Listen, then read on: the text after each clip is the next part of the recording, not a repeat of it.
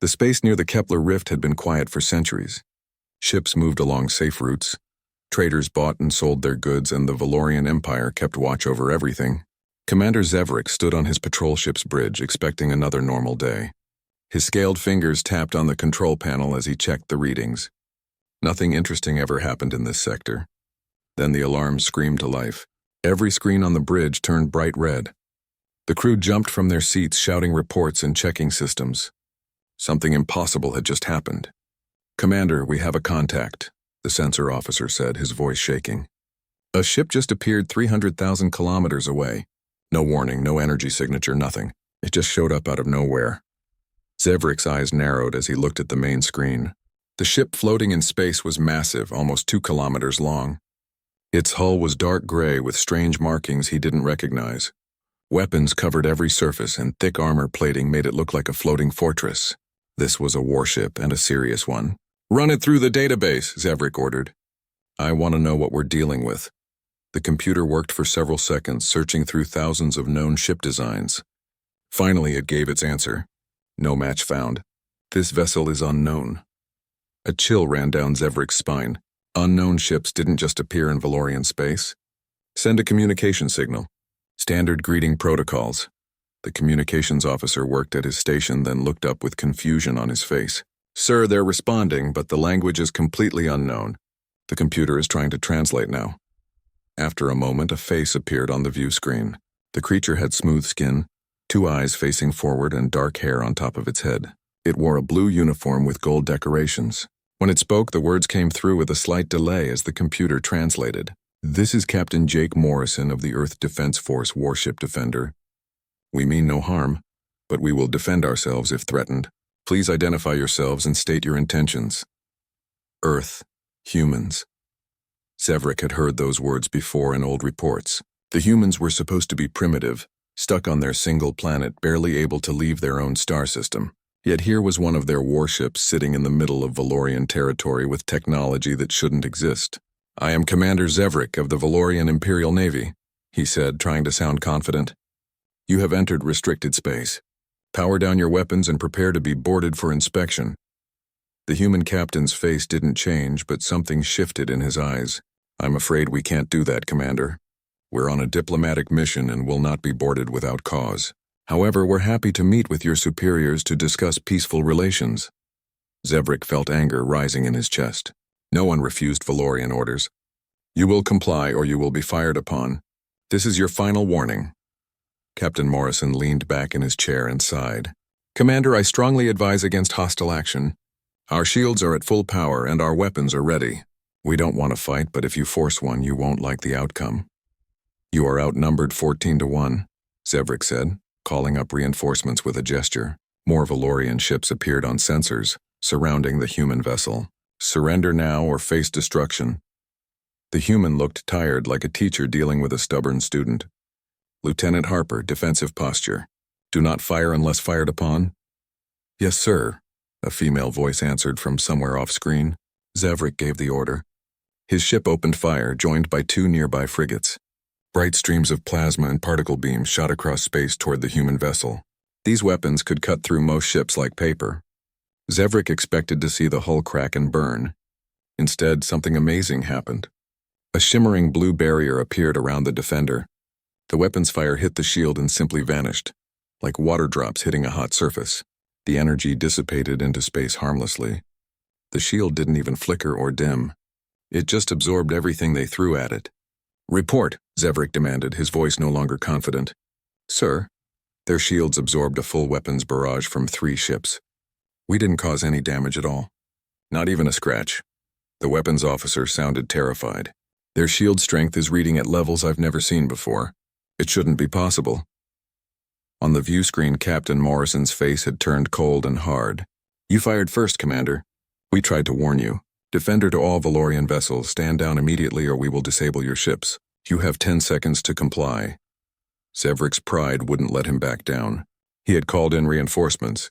He had superior numbers and he represented the might of the Valorian Empire. Retreating from one unknown ship would be humiliating. "All ships, focus all firepower on that vessel. Bring it down now." The 10 seconds passed. What happened next would be talked about for years to come. The Defender moved faster than anything that size should be able to move. Bright blue beams of energy shot from its weapons, each one hitting a precise target on the Valorian ships. One by one, every patrol vessel went dark. Their engines died, their weapons went offline, their systems shut down completely.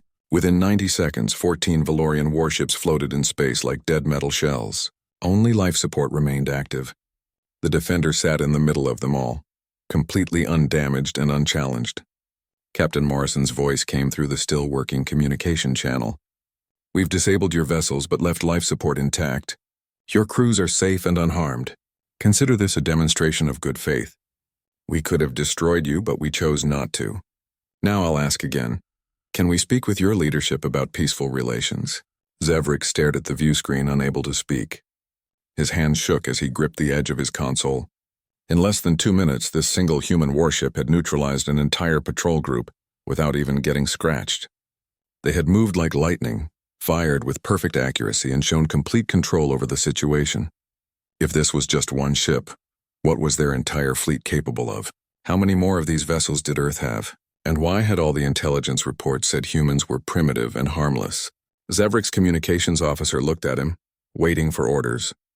What could he say? They were helpless, floating in dead ships, completely at the mercy of these humans who had appeared out of nowhere. "Send a priority transmission to High Command," Zevrik finally said, his voice barely above a whisper. "Tell them everything that happened here. Tell them humanity has arrived and we were not prepared, not even close." Captain Morrison waited patiently on the view screen, showing no anger or triumph.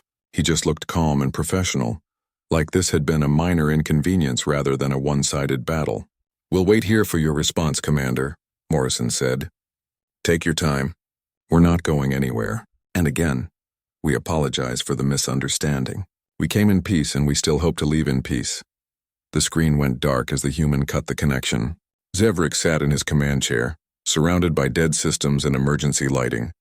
Around him in space floated 13 other disabled ships, all witnesses to the same impossible event. The Valorian Empire had ruled this sector for 3,000 years through military strength and superior technology. In one afternoon, a single ship from a species they had dismissed as irrelevant had made all that power look like children's toys. Zevrik understood something important in that moment. The galaxy had just changed in ways no one could predict. Humanity had announced itself, and nothing would ever be the same again. The question now wasn't whether humans were a threat. The question was whether the Valorian Empire could adapt fast enough to survive in this new reality. Emergency repair teams would arrive in a few hours. High Command would send investigators and military analysts. The High Chancellor himself would demand explanations. But none of that changed the basic truth. A human warship had appeared out of nowhere, and the Galactic Empire had not been prepared. The Grand Council chamber on Valoria Prime had not seen this much arguing in decades. Representatives from different species shouted over each other, their voices filling the massive circular room. Holographic displays showed the Defender still floating near the Kepler Rift, waiting patiently for a response. High Chancellor Theron stood at the center platform, watching the chaos with growing frustration. His tall frame stayed rigid as council members demanded action, explanations, or both. The situation had spiraled far beyond a simple border incident. "This is completely unacceptable," General Corvus roared, his forearms gesturing wildly. "One ship humiliates our patrol, defeats 14 vessels without taking damage, and then asks for a meeting like nothing happened? We should mobilize the Third Fleet immediately and show these humans what real military power looks like." Councillor Mira raised her hand for attention. Her luminescent skin glowed brighter when she was agitated, and right now she was practically shining. "General, perhaps you missed the important detail. One ship defeated 14 of ours easily. What happens if they have more ships? What if this Defender is just a scout or a patrol vessel? Starting a war with an unknown power is foolish. They can't possibly have many ships with that level of technology," Corvus insisted. "Our intelligence reports from 200 years ago said humans were barely capable of space travel. They were divided into competing nations, fighting among themselves. This must be stolen technology or some kind of trick." Ambassador Linden, the chief diplomat, pulled up data on the central display. "I've been studying the encounter logs and analyzing their communications. The translation software has given us more information. These humans claim to represent something called the Earth Defense Force. They mention a technology called quantum slip drive that allows instant travel across vast distances. Our scientists have theorized about such technology but deemed it impossible to build. Yet here it is, Theron said quietly, making everyone stop and listen. Impossible or not, that ship exists. It has capabilities that exceed our own. We need to decide how to respond. We respond with strength, Corvus declared. We cannot show weakness. If other species learn that an unknown power can enter our space and embarrass our military, it will encourage more incidents. Or, Mira countered, we respond with intelligence. Their captain, this Jake Morrison, deliberately avoided killing anyone. He disabled ships rather than destroying them. He targeted only power systems, leaving weapons and life support intact. That shows remarkable precision and restraint. Those are not the actions of an aggressor. Lyndon nodded in agreement. I've reviewed every detail of the encounter. Captain Morrison warned Commander Zevrik multiple times before responding. He gave clear instructions and time to comply. Only after being fired upon did he take action, and even then he chose the minimum force necessary. These are the actions of a disciplined military following strict rules of engagement. Pretty words don't change facts, Corvus growled. They invaded our space. Actually, Lyndon said, pulling up more data, their captain claimed it was a navigation error. He apologized for entering restricted space. If we take him at his word, this was an accident that escalated because we responded with immediate hostility. Theron considered all perspectives carefully. The Valorian Empire had maintained power for 3,000 years through careful strategy and overwhelming force. But this situation was different. The humans had technology that made Valorian ships look primitive. They had appeared from nowhere using a drive system that shouldn't exist. And most importantly, they claimed to want peace rather than conquest. What do we actually know about these humans? Theron asked. Lyndon brought up the limited information in their archives. Not much, and most of it is very old. They come from a planet called Earth in an isolated region of space. They're carbon-based bipeds, relatively short-lived compared to most species. 200 years ago, they were divided into multiple nations with a history of warfare among themselves. But clearly much has changed since then. They unified, Mira said thoughtfully. Think about what that means. A species that learns to overcome internal conflicts and work together often emerges much stronger. They must have pooled all their knowledge, resources, and talent toward common goals. That kind of focused effort can produce remarkable results. Or, Corvus suggested darkly, they were conquered by a single nation that now controls everything, unity through force. We don't know enough to make that assumption, Lyndon replied, which is exactly why we should meet with them and learn more. Knowledge is power, General. Right now we're operating blind. Theron made his decision. We will meet with them, but not here, not on Valoria Prime. We use the neutral station at Haven Point. Ambassador Lyndon, you will lead the diplomatic delegation. General Corvus, you will accompany him with an honor guard. However, you will not take any hostile action unless I explicitly authorize it. Is that perfectly clear? Corvus looked like he wanted to argue, but he bowed his head stiffly. As you command, High Chancellor. Good. And General, I want intelligence teams gathering every piece of information they can find about humanity. I want to know their military strength, their technology level, their culture, their motivations, everything. If we're going to deal with them, I need complete information. It will be done, Corvus promised, though his tone suggested he had plans of his own. As the council meeting ended, Mira approached Theron privately. You're worried about this. I'm terrified, Theron admitted quietly. For 3,000 years, we've been the dominant power in this sector. We've grown comfortable with that position. Now a species we completely dismissed as irrelevant appears with technology superior to ours. If they're hostile, we might not be able to stop them. If they're peaceful, it means sharing power with an equal or possibly even a superior. Either way, everything changes. Change is part of existence, Mira said gently. Perhaps this is an opportunity rather than a threat. The galaxy is vast and we've explored only a small portion of it. Maybe humanity can be an ally instead of an enemy. Maybe, Theron agreed. But hope is not a strategy. We prepare for the worst while working toward the best possible outcome. Meanwhile, aboard the Defender, Captain Morrison sat in his private office reviewing reports. Lieutenant Kevin Grant, his science officer, had just finished analyzing the encounter data. "Captain, I've completed the tactical analysis," Grant said, displaying charts and graphs. "Their plasma weapons are effective against most targets but very predictable. Their ships are well built but lack maneuverability. Their sensors are at least 3 generations behind ours. Honestly, sir, comparing our technology to theirs is like comparing a modern fighter jet to a World War I biplane." "That's exactly what worries me," Morrison said, leaning back in his chair. "We have a massive technological advantage, which means we have a massive responsibility. We can't bully these people. Humanity didn't travel across the galaxy to become another empire built on fear and conquest." "Agreed, sir. But they did fire first without real provocation." "They did, and we responded appropriately. We proved we can defend ourselves without unnecessary violence. Now we see if they're smart enough to recognize an opportunity for cooperation rather than continued conflict." A communication alert beeped on Morrison's console. He opened it to find a translated message from Valorian leadership. They were agreeing to meet at a neutral location called Haven Point Station. "Looks like they want to talk after all," Grant observed. Morrison smiled slightly. "Good, that's real progress. Inform Commander Shaw to calculate a course to these coordinates. And Kevin, make sure every department understands our mission parameters. We're here as diplomats first and soldiers second.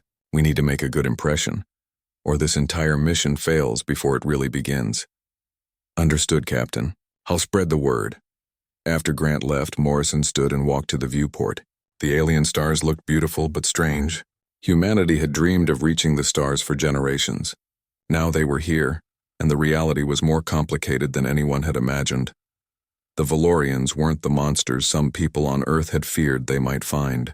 They were just people trying to protect what they had built, worried about threats to their security and way of life. Morrison understood that completely. Earth had felt the same way when they first discovered evidence of other intelligent species. The key now was showing the Valorians that humanity could be trusted. Actions spoke louder than words, and so far the Defenders' actions had sent the right message. They had defended themselves but chosen mercy over destruction. They had shown strength but also restraint. If the meeting at Haven Point went well, it could open doors to cooperation, trade, cultural exchange, and mutual defense. If it went badly, humanity might find itself fighting a war against an entire galactic empire and all their allies. Morrison felt the weight of responsibility on his shoulders. 215 crew members aboard the Defender were counting on him. 4 billion people back on Earth were counting on him. The entire future of humanity's relationship with galactic civilization depended on the decisions made in the next few days. He thought about his family back home, his wife Kate, and his daughter. Haven Point Station floated in space like a giant metal ring, positioned perfectly between Valorian territory and the unclaimed regions beyond.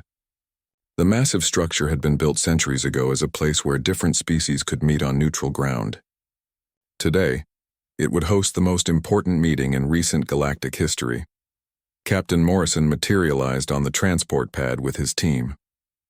Lieutenant Kevin Grant stood to his right, Commander Linda Shaw to his left, and Dr. Amy Chen just behind them. They all wore their formal uniforms, dark blue with gold trim, looking professional and peaceful. The moment they appeared, dozens of alien eyes turned toward them. The station's reception area was crowded with beings from multiple species. Some had scales, others had fur, and a few seemed to be made of something that looked like living crystal. All of them stared at the humans with obvious curiosity. Morrison noticed recording devices pointed at them from several directions. A group of Valorians approached, led by a tall being wearing flowing robes decorated with diplomatic symbols. Behind him walked a more muscular Valorian in military uniform. His forearms crossed over his chest in what looked like either a defensive posture or a sign of hostility. "Captain Morrison," the robed Valorian said through a translation device that hung around his neck. "I am Ambassador Linden of the Valorian Diplomatic Corps. This is General Corvus, commander of our military forces. On behalf of High Chancellor Theron, I welcome you to Haven Point." Morrison extended his hand in the traditional human greeting. After a brief moment of confusion, Linden reached out with one of his 3-fingered hands and they clasped briefly. "Ambassador General, thank you for agreeing to meet with us," Morrison said clearly. "We come in peace and hope to establish positive relations with your empire and any other species interested in cooperation. Peace, General Corvus said, his voice rough and skeptical.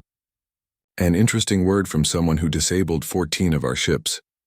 Commander Shaw stepped forward smoothly, her voice calm but firm. General, with respect, your ships fired first. We defended ourselves using the minimum force necessary. We could have destroyed those vessels, but we chose not to.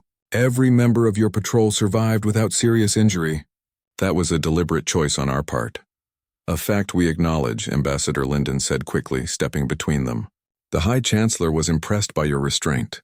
However, you must understand our position. You appeared without warning in restricted space using technology we cannot explain. Surely you can see why this caused alarm. We can, Morrison agreed immediately. And we apologize for entering your territory without permission. Our navigation systems are still being calibrated for this region of space. We intended to arrive in neutral territory, not inside your borders. The mistake was ours, and we take full responsibility. This admission seemed to surprise the Valorians. Ambassador Linden's expression softened visibly. You admit fault openly? When we make mistakes, yes, Dr. Chen said, speaking for the first time.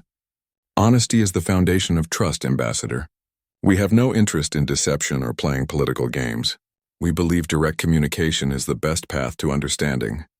The Valorians exchanged glances, clearly not used to such straightforward diplomacy. They led the human delegation to a conference chamber with a large circular table. As everyone took their seats, other delegations began entering the room. Morrison saw representatives from species he didn't recognize, all apparently interested in meeting the humans. Once everyone was settled, Ambassador Linden stood to address the gathering. This council recognizes Captain Jake Morrison of Earth. Captain, perhaps you can explain how humanity developed such advanced technology and why you've come to our region of space. Morrison stood and activated a holographic display with a simple gesture. Images of Earth appeared, showing continents and oceans, cities and farmland. 200 years ago, humanity was confined to one planet. We were divided into separate nations with different languages, cultures, and governments.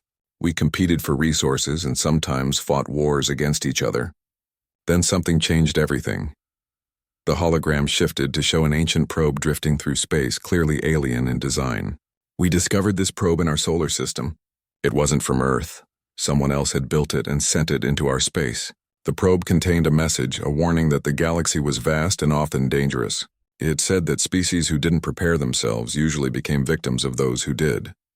The image changed to show Earth united under a single banner, with people of all types working together. This discovery shocked us into action. We realized that our internal conflicts were meaningless compared to the larger universe. We put aside our differences. Every nation contributed to a common goal, ensuring humanity's survival. We shared our knowledge, combined our resources, and focused all our energy on advancing our technology and capabilities. In one generation, we revolutionized our understanding of physics and engineering. In 2 generations, we built warships like the Defender. In 3 generations, we developed the quantum slip drive that allows instant travel across enormous distances.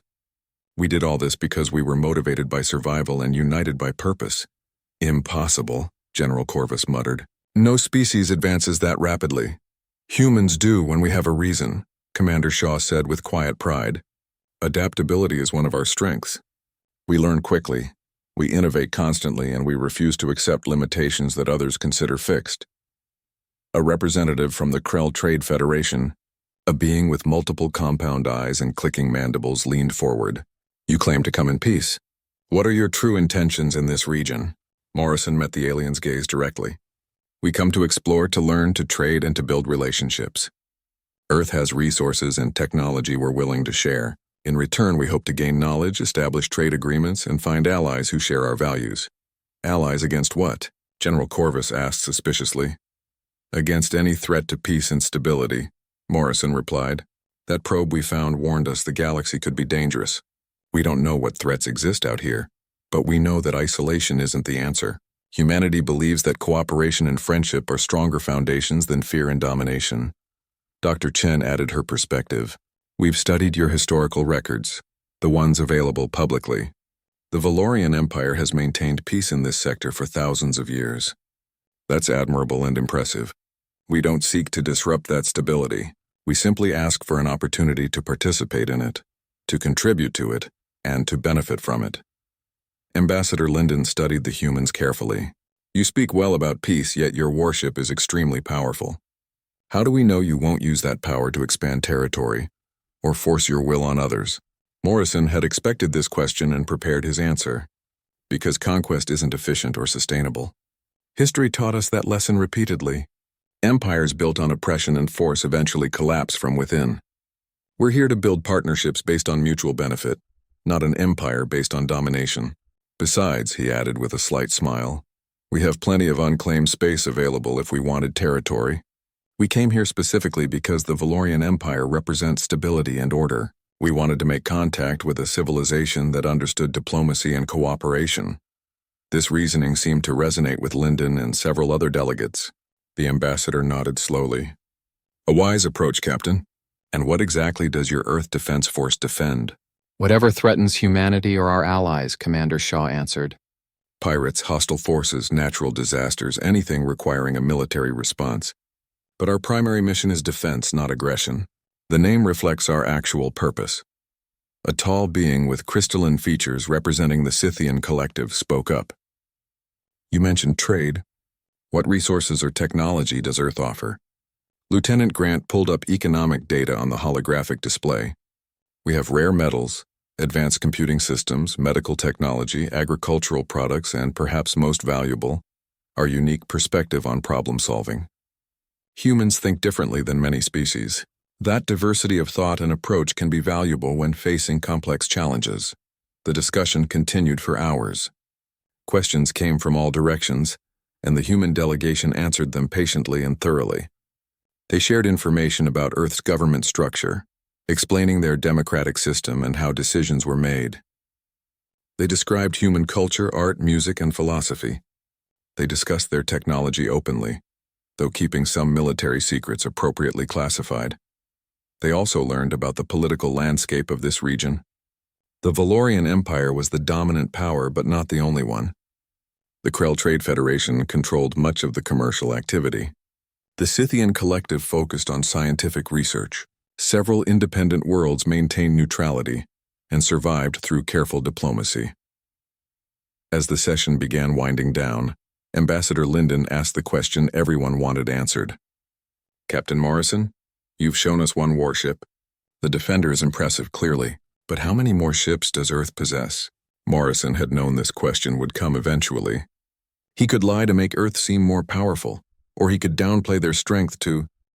3 days had passed since the first meeting at Haven Point. Captain Morrison and his team had made remarkable progress during that time. They signed preliminary trade agreements with 5 independent worlds, established communication protocols with the Valorian Empire, and even sparked serious interest from the Krell Trade Federation regarding technology exchanges. Everything seemed to be moving in the right direction, but not everyone was happy about humanity's arrival. Deep within the Valorian flagship Emperor's Wrath, General Corvus held a secret meeting with his most trusted officers. The room was dark, lit only by holographic displays showing detailed scans of the Defender. Many of the ship's systems remained frustratingly hidden from their sensors. This situation is unacceptable, Corvus said, slamming one of his 4 fists on the table. These humans appear from nowhere, embarrass our patrol, and now the High Chancellor treats them like honored guests. It's disgraceful. We're showing weakness. Captain Vrex, who commanded the Emperor's Wrath, nodded carefully. The Council believes diplomacy is the correct approach. They think humanity's technology could benefit the Empire through peaceful cooperation. We don't need their technology, Corvus growled. What we need is to understand their weaknesses. Every species has vulnerabilities. These humans may have impressive shields and weapons, but they're still living beings. They can be hurt, they can be defeated, and they can be controlled if we understand how. Commander Zevrik, who had been called back from his repaired patrol ship, leaned forward. What are you suggesting, General? Corvus pulled up a new tactical display. The humans have been sending small shuttles to the station, rotating crew members for shore leave. They're relaxed and confident. Tomorrow, a shuttle with 6 crew members is scheduled to visit the commercial district. I want intelligence operatives shadowing them. I want to observe how they think, how they react to stress, what makes them afraid or angry. We gather information, Just observation? Frex asked, his tone suggesting skepticism. For now, Corvus confirmed. But I want teams standing by and ready. If an opportunity presents itself to acquire human technology or capture one of them for questioning, we take it. The High Chancellor can have his peace talks and will maintain that appearance. But we also prepare for the possibility of war, just in case these newcomers prove to be the threat I believe they are. Meanwhile, aboard the Defender, Lieutenant Kevin Grant was conducting his own analysis. As the science officer, he monitored all communications around Haven Point, and something unusual had caught his attention. He requested a private meeting with Captain Morrison. "Sir, we have a potential problem," Grant said, entering Morrison's office. "I've detected unusual communication patterns coming from the Valorian flagship. They're using advanced encryption, but our quantum computers can break it. They're planning surveillance on our crew members during shore leave." Morrison's expression became serious. "Surveillance or something more aggressive?" The communications mention intelligence gathering and understanding weaknesses. It could be standard military caution, or it could be preparation for hostile action. Hard to say definitively. "What's your professional assessment?" Grant thought carefully before answering. "General Corvus struck me as someone who sees compromise as weakness. He's a military hardliner in an empire that has maintained power through force for thousands of years. We represent a challenge to that entire worldview. I'd estimate 60% chance this is just precautionary intelligence work, 40% chance they're planning something more aggressive." Morrison stood and walked to the viewport overlooking Haven Point. "We can't let them capture any of our people or technology, but if we confront them directly about this, it could destroy all the diplomatic progress we've made with Ambassador Linden and the others." "Agreed. So what's our move?" Morrison turned back with a slight smile. "We let them gather their intelligence, but we control exactly what they find. Inform Commander Shaw. Tomorrow's shore leave continues as scheduled, but I want our best people on that shuttle. Former intelligence operatives, combat veterans, people who can handle themselves in difficult situations. They'll appear to be ordinary crew on leave, but they'll be ready for anything. And if the Valorians make their move, then we respond appropriately, just like before. We demonstrate that humans aren't easy targets, but we don't escalate unnecessarily. We're walking a careful line here. Too passive and they think we're weak. Too aggressive and we become the threat they fear." The next day, Lieutenant Alex Turner led a group of 5 crew members through Haven Point's commercial district. To any casual observer, they looked exactly like what they claimed to be: off-duty personnel enjoying some rest and relaxation. Turner browsed alien artifacts in various shops. His companion, Lieutenant Sarah Brooks, laughed at a street performer's amusing antics, and the others sampled strange foods from different cultures, but Turner had served in Earth's intelligence services before joining the Defense Force. He had spotted the Valorian operatives within the first 5 minutes.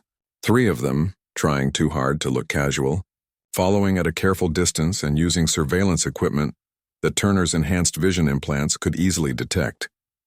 He gave a subtle hand signal to his team, and they shifted smoothly into a predetermined pattern. They led their followers through the station methodically, never revealing that they knew they were being watched, but always maintaining positions where they could support each other if trouble developed. In a quieter section of the station, away from the main crowds, the Valorian operatives made their move. They created a distraction by arranging what looked like an accidental collision that sent merchandise spilling across the corridor. Turner played along perfectly, stopping to help gather the scattered items while his team appeared to move ahead around a corner. The Valorians closed in, clearly planning to corner him alone for questioning or possibly capture. Then Turner looked directly at the lead operative and smiled. "You know, if you wanted to talk, you could have just asked politely instead of all this clumsy surveillance work."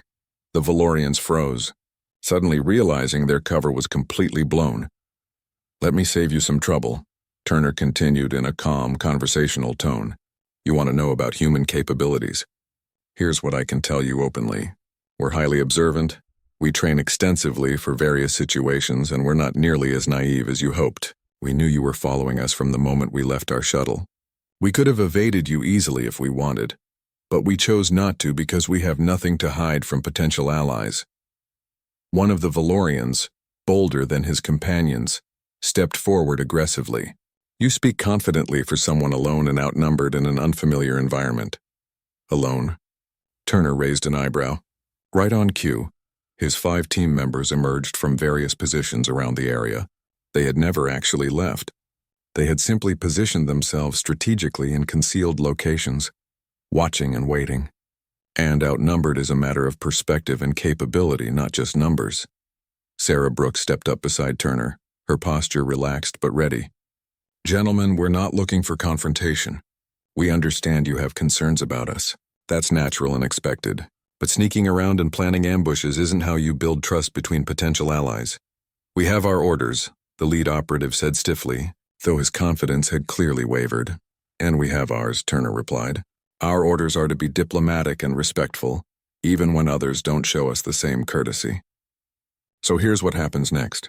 You return to whoever sent you and report that humans are observant, well-trained, and quite capable of defending themselves. But you also report that we chose not to create an incident because we genuinely value the diplomatic process. Can you do that? The Valorian operatives exchanged uncertain glances. They had expected either ignorant targets they could easily manipulate, or a violent confrontation they could report as human aggression. They hadn't expected this calm, controlled response that left them looking foolish without actually threatening them. "We will report what we observed," the lead operative finally said. "It wasn't exactly agreement, but it wasn't hostility either." "Good enough," Turner said. "Now, if your surveillance teams are going to continue following us, at least try to be more professional about it. Your techniques are pretty obvious to anyone with proper training. We could give you some pointers on better methods if you're interested." This comment actually got what might have been a laugh from one of the Valorians. The tension in the air eased slightly, though everyone remained alert. As the operatives withdrew to report back, Sarah Brooks turned to Turner. "Think that worked? We'll find out soon enough. Either they respect our capabilities and reconsider their approach, or they escalate to more aggressive tactics. Either way, we handled it without creating a diplomatic incident or making unnecessary enemies." Back aboard the Defender, Captain Morrison received the full report from Turner's team. "Excellent work, Lieutenant. You made your point clearly without making the situation worse." "Thank you, sir. Though I suspect General Corvus won't be pleased with the outcome." "No, he won't," Morrison agreed. "But that might not be entirely negative. Sometimes you need to show strength to earn respect." The Valorians. 2 weeks had passed since humanity's arrival at Haven Point. Captain Morrison and his team had achieved remarkable success during that time. They earned respect from the Valorian Empire, established trade agreements with multiple independent worlds, and opened meaningful dialogue with species across the sector. Everything seemed to be progressing smoothly toward lasting cooperation. Then the emergency transmission arrived, and everything changed. The message came from Praxis 7, a small colony world on the edge of Valorian territory. The distress signal played in the council chamber where Morrison sat with Ambassador Linden, General Corvus, and representatives from several other species. The voice on the recording was terrified and desperate. "This is Praxis 7 calling anyone who can hear us. Pirates have attacked our colony. They destroyed our defense platforms and landed troops. They're holding over 300 colonists hostage and demanding ransom. They say if we don't pay within 48 hours, they'll start executing people and destroy our infrastructure. Please, someone help us." The recording ended, leaving heavy silence in the chamber. Morrison looked at the faces around him, seeing concern mixed with resignation. This was apparently not an unusual situation. "The Krellian raiders," General Corvus said, his tone suggesting frustration but not surprise. "They operate in the outer territories where our patrols are thin. They strike quickly when we're not present and flee before we can respond. By the time our fleet arrives, they're usually long gone." "How long would it take your fleet to reach Praxis 7? Morrison asked directly. 3 days minimum, Corvus admitted, clearly unhappy about the answer. "Our hyperspace drives require significant charging time between jumps, and that distance needs multiple jumps. Even if we departed immediately, we couldn't arrive before the deadline expires." Morrison exchanged meaningful looks with Commander Shaw, who sat beside him. They both understood what those 3 days meant. The hostages would be dead long before help arrived. "The Defender can be there in 6 hours, Morrison said quietly. Every being in the room turned to stare at him. The silence stretched for several long seconds as everyone processed what he had just offered. Ambassador Linden spoke carefully, choosing his words with obvious thought. "Captain, you're offering to intervene in what is technically an internal Valorian matter?" I'm offering to help people in immediate danger, Morrison corrected him gently. Those colonists don't care about politics or territorial jurisdiction. They just want to survive. If we have the capability to help them, then we have the responsibility to do so. And if you fail, Corvus challenged, though his tone was less hostile than before. If these pirates somehow destroy your warship, what happens then? The reputation of human invincibility dies, and we look even weaker for having relied on outsiders for help. Commander Shaw spoke up, her voice firm. General, with respect, consider the alternative. If we do nothing and those colonists die because we were worried about appearances, what does that say about any of us? That we value pride more than innocent lives? A representative from the Krell Trade Federation clicked its mandibles thoughtfully. The human makes a valid argument. The Krellian raiders have grown increasingly bold because they believe no one can stop them or catch them in time. Perhaps someone needs to prove them wrong and demonstrate that piracy has consequences. Ambassador Linden studied Morrison's face carefully, as if trying to see into his thoughts. Captain, if you do this, you'll be setting a precedent. You'll be positioning humanity as a protective force in this sector. Are you prepared for that level of responsibility and the expectations it will create? We wouldn't be doing this to gain status or prestige, Dr. Chen said, speaking from where she sat behind Morrison. We'd be doing it because it's the right thing to do. But yes, we're fully prepared to accept whatever consequences come from our actions. Then you have the Council's authorization, Linden declared formally, with the clear understanding that this is an emergency response to an immediate crisis, not a permanent arrangement or precedent for future situations. Understood completely, Morrison agreed, though he suspected this wouldn't be the last time humanity was asked to help in a crisis. 6 hours later, the Defender emerged from quantum slip space near Praxis 7. The colony was clearly visible on the planet's surface below, and in orbit above it sat 3 pirate vessels. The ships were crude compared to military warships, but they bristled with weapons and looked capable of causing serious destruction. They're hailing us. Captain, the communications officer reported from her station, audio only. Put it through, Morrison ordered. A rough, threatening voice came across the speakers, translated from whatever language the pirates normally spoke. Unknown vessel, you will retreat immediately or be destroyed. We have hostages on the surface and will begin killing them if you interfere with our operation. Morrison kept his voice calm and cold. This is Captain Jake Morrison of the Earth Defense Force Warship Defender. You have exactly 2 minutes to release all hostages and surrender your vessels. If you comply, you'll be turned over to Valorian authorities for fair trial under their legal system. If you refuse, we will disable your ships and take you by force. Choose wisely. Harsh laughter came through the communication channel. You're 1 ship against 3, human. Your mathematics skills are clearly lacking. We've destroyed Valorian patrol ships before. We'll add your vessel to our list of victories. 1 minute and 45 seconds remain, Morrison replied, his tone unchanged. The pirate channel went silent, then cut off completely. Moments later, all 3 vessels opened fire simultaneously. Plasma weapons and kinetic projectiles streaked across space toward the Defender in waves of destructive energy. Lieutenant Alex Turner, manning the tactical station, watched the incoming fire calmly. Shields holding steady at 98%. Their weapons aren't even close to overwhelming our defensive capabilities. Disable their weapon systems only, Morrison ordered clearly. Precision targeting. I want those ships intact enough to be recovered, and I want the crews alive to face justice. Aye, sir. Targeting now. The Defender's response was fast and surgically precise. Bright blue energy beams shot from multiple weapon arrays, each one calculated by the ship's advanced targeting computers to hit specific systems. One by one, the pirate vessels went dark as their weapons were destroyed and their engines disabled. The entire engagement lasted less than 30 seconds from first shot to complete victory. All 3 vessels neutralized, Turner reported. No structural damage to their hulls, crews appear intact based on life sign readings. They're completely helpless. Launch boarding teams, Commander Shaw announced.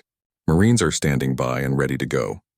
Within 1 hour, human Marines wearing advanced combat armor had boarded all 3 pirate ships, secured the vessels, freed the hostages being held in cargo holds, and taken the surviving pirates into custody.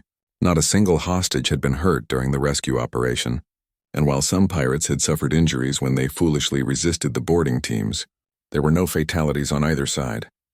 Captain Morrison stood on the bridge, reviewing the mission reports streaming in from various teams. Status of the colonists? All safe and accounted for, sir, Turner reported with obvious satisfaction. Medical teams are treating some minor injuries from the initial attack, but everyone will recover fully. The colony's governor is requesting permission to speak with you directly. The main view screen activated, showing a clearly emotional Valorian civilian. Captain Morrison, I don't have adequate words to express our gratitude. Those pirates would have killed us all. You saved over 300 lives today, including my family. We're glad we could help, Governor, Morrison said sincerely. We're transmitting the exact coordinates of the disabled pirate vessels to Valorian High Command right now. They can send recovery teams to collect the prisoners and ensure they face appropriate justice under your legal system. The people of Praxis 7 will never forget what humanity did for us today. Thank you, Captain. Thank you from the bottom of our hearts. After the transmission ended, Dr. Chen approached Morrison's command chair. You understand what you've just done, don't you? You've established humanity as the reliable protector, the ones who show up when others can't. Every colony, every outpost in trouble throughout this entire region will now call for the humans first. Perhaps, Morrison acknowledged thoughtfully. But isn't that better than being feared as potential conquerors? We've proven that we're willing to use our power to protect others rather than dominate them. That shapes how people perceive us and our intentions. Back at Haven Point, news of the rescue spread across the station with remarkable speed. The council reconvened within hours to discuss the implications of what had happened. General Corvus stood before the assembled representatives, and surprisingly, his entire attitude had changed dramatically. I have spent the past week suspecting humanity of being a potential threat to Valorian interests. I advocated strongly for caution and preparation for possible conflict. Today, Captain Morrison and his crew have proven my suspicions were wrong. He turned to face Morrison directly, his forearms spread in what appeared to be a gesture of respect. You had no obligation to help those.